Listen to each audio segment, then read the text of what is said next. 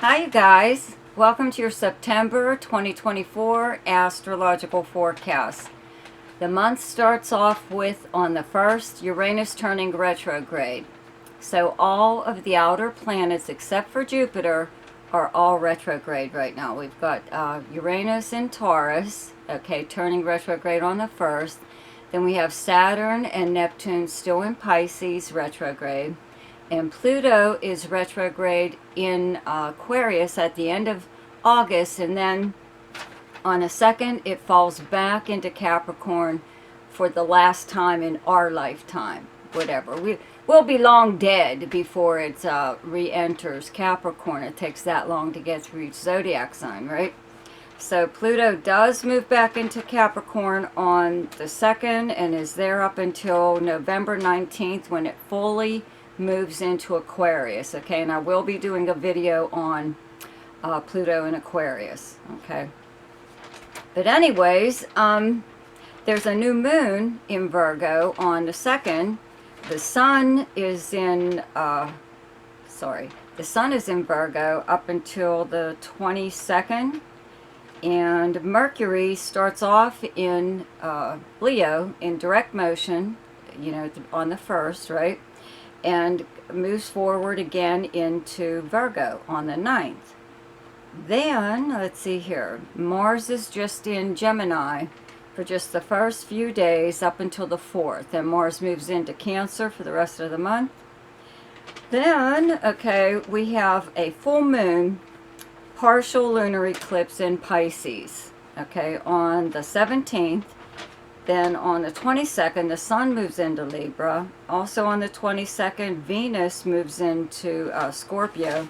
Sorry, I forgot to mention, Venus is in Libra from the 1st up until the 22nd when it moves into Scorpio. And then Mercury's moving very fast again, okay, in Virgo. It moves it back into Virgo or forward into Virgo again on the 9th and then moves into Libra on the 26th. Okay, so let me see here.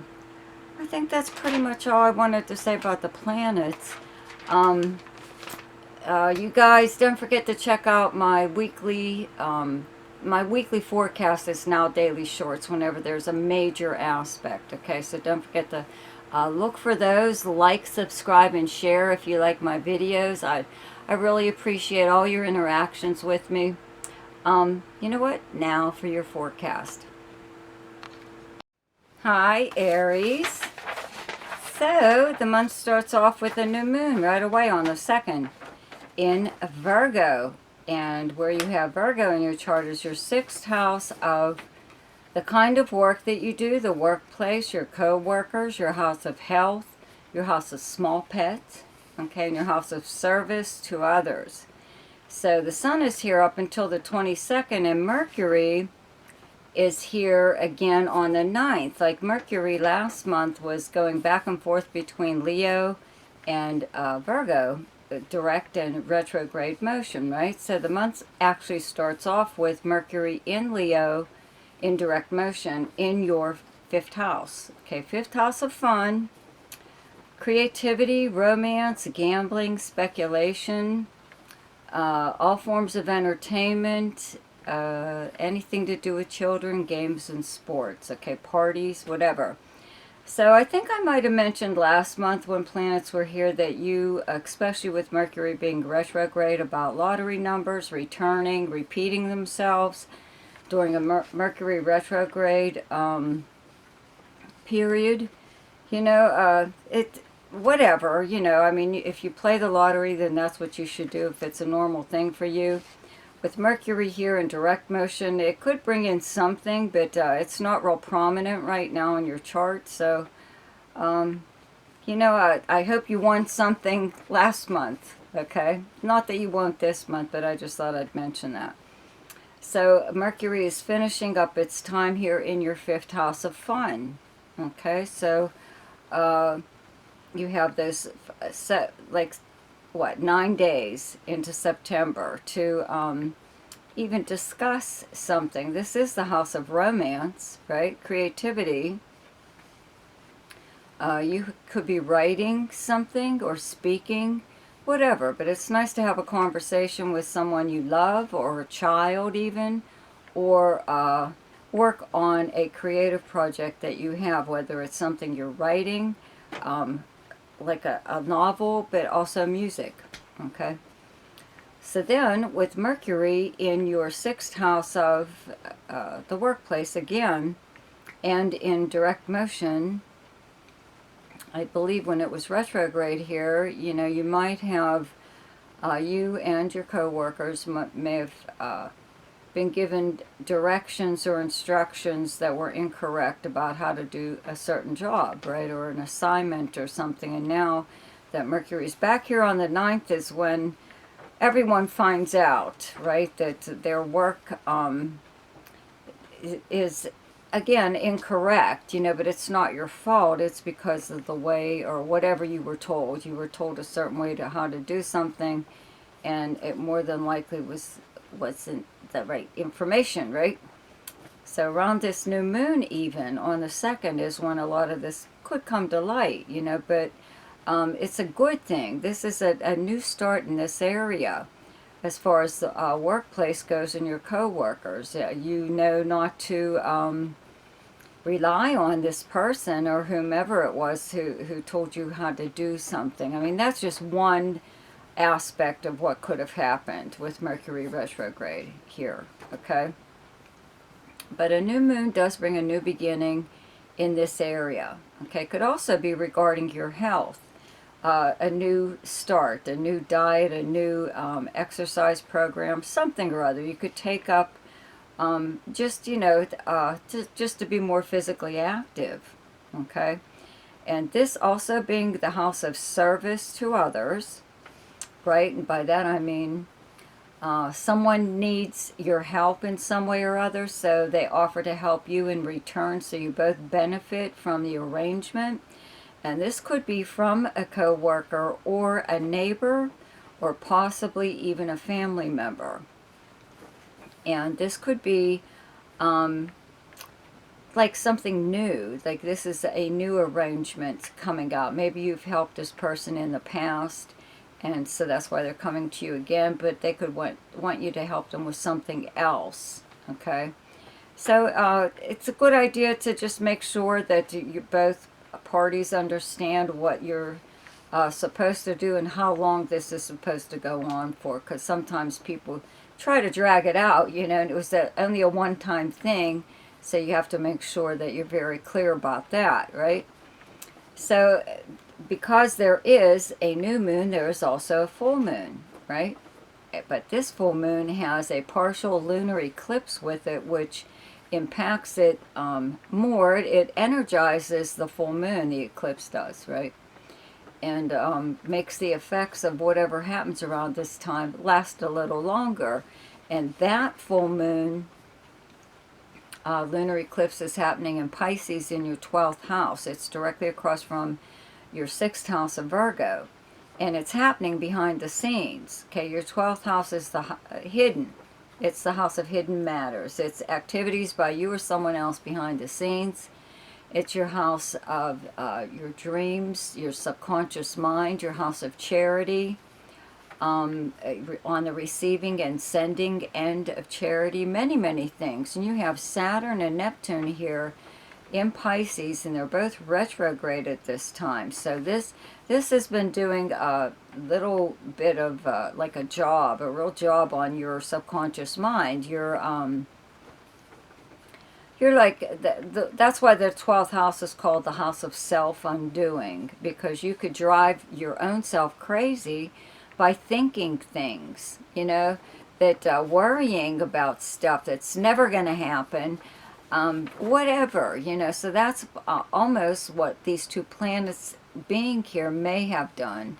It's not a constant thing, but it's a occasional thing, and you can't understand where it's coming from because you never felt that way before, right?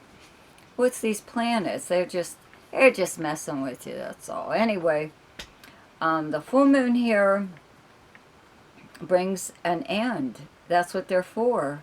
Full moons exist to bring a problem to the surface that has become an issue, so that it can be done away with and you never have to deal with it again.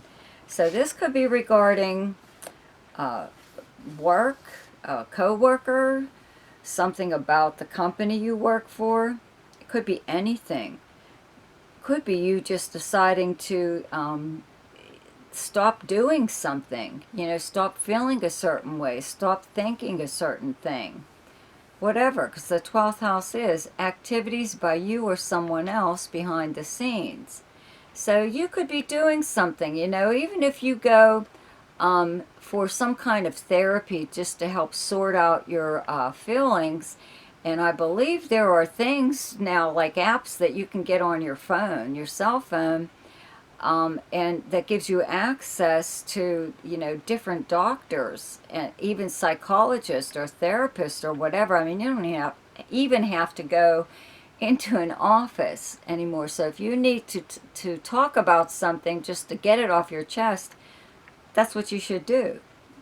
Call one of these places. I really don't see it affecting you too much, but just to be on the safe side, that that there is like help out there, and for anything. I had a friend once tell me, there's a group for every problem you have, because this person had a lot of problems, right? So she just said, there's a support group for everything imaginable. So you may want to keep that in mind, just in case. So, okay, so I do have to mention, Mars moves into Cancer on the 4th. Okay, where you have Cancer in your chart is your 4th house of your home and family, your private life, your past, your childhood, the foundation of how you were raised, where you physically live, and the property surrounding it. Okay, so Mars is still in Gemini up until the 4th in your 3rd house. Okay, so it's not really doing too much there in those first 4 days. When it moves into your house of your home, where you physically live, it does make you want to just look around, the room, and figure out what you would like to change. Because this is energized. You're energized to like remodel or paint, even just paint the walls, or do something about your surroundings wherever it is that you live. You could also be making more space for yourself or for someone else, but I believe it could be for you, Also, the 4th house being the house of family, you could have a lot more contact with family right now, or even people from your past coming back into the picture, and even people from another neighborhood where you used to live. Okay, I also have to mention that Pluto is retrograding back into Capricorn for the last time. It will move into Aquarius on November 19th and stay there for about 20 years or so. And in our lifetime, we won't see Pluto again in Capricorn because it takes so long to get through all the zodiac signs. We'll be long dead. We'll be dead, okay? Anyways, Pluto is back in your 10th house. Pluto's in Capricorn, and that Capricorn is the sign that you have on your 10th house of your most public house, your house of your career. Okay, how the public knows you by reputation for your career or livelihood, or even your personal status, your public persona. So Pluto was here for so many years that it really shaped, or you shaped the whatever field you're in. Maybe you're retired or you don't work at all, but there is still something that you've done within your career or within your public life that has affected large groups of people. That's what Pluto does. Okay, it affects large groups, right? I used to say that you whatever it is that you do for a living, you found a better way of doing it, and whatever that way is has now become the standard for that job. Now everyone does it. Okay, it may have even been named after you. Like a Foley artist. The sound effects that you hear in films, that's named after the guy who developed it, more or less. Foley. Okay. that's how we come up with these things. So there could be something out there named after you, right? That you did to help better a field of, work of some kind. So anyways, okay. I also have to mention that Uranus in Taurus, in your second house of earned income and possessions, does turn retrograde on the 1st. Okay, so, you could have, I would keep an eye on my money anyways, but, Uranus is unpredictable. It's been here for a while. You could be used to this by now, with money coming in, going out, coming in, really all over the place, maybe not consistent even, whatever, so at this time when it turns retrograde, a lot of times you can review or change your mind about, let's say, a purchase, or about doing something in the future that you were going to do with money. You could also find out that this is also your possessions, your second house, and I always put like collectibles here. Even if you're not a collector, there could be things in your home that are actually very valuable that you're unaware of. During this time, when this planet is retrograde, that's a good time to like check it out, find out whatever you have, what it's worth. Okay, so the sun does move into Libra, your opposite sign, on the 22nd. The month starts off with Venus in Libra all the way up to the 22nd. Then it moves into Scorpio. And Mercury moves into Libra on the 26th. So where you have Libra in your chart is your 7th house of partnerships, arrangements and agreements, close relationships. Okay, this is the house of the business partner, the marriage partner, or a romantic partner, or even just a friend. And having Venus here makes you like a little bit lazy, kind of. It's directly across from whatever planets you have in Aries. It doesn't make you want to do anything too well, anything unpleasant, let's put it that way, especially within one of your close relationships. One of them could be trying to have a serious discussion with you, and you're just like really not in the mood for it, Once Mercury hits here, though, on the 26th, you'll be more open to whatever, but right now you would just like to have a nice time, enjoy your time within either a business partnership, a romantic partnership, or a friend. And then Venus does move into Scorpio on the 22nd in your 8th house of other people's money and resources. This could be attracting money to you, or possessions also, many things. People are usually pretty generous when Venus is here, the 8th house being other people's money and resources. Meaning somebody could gift you with something at this time that possibly they know that you would like, that whatever. There's lots of possibilities, but there will be more activity once other planets move into this area. But just having Venus in your 8th house does make money a little bit more obtainable if you have to borrow it, or you have to ask for an increase in your credit, or speak to anyone at a financial institution. They're more willing to help you at this time when Venus is there. Okay? So the best time to do something each month is when the moon is in your own sign, and the moon is in Aries on the 18th and 19th. The best time to lay low is when the moon is in your opposite sign, and your opposite sign is Libra, and those dates are the 4th, 5th, and 6th. The best time for romance, recreation, creativity, fun, gambling, and speculation, and anything to do with children is the 1st, 14th, 15th, 26th, 27th, and 28th.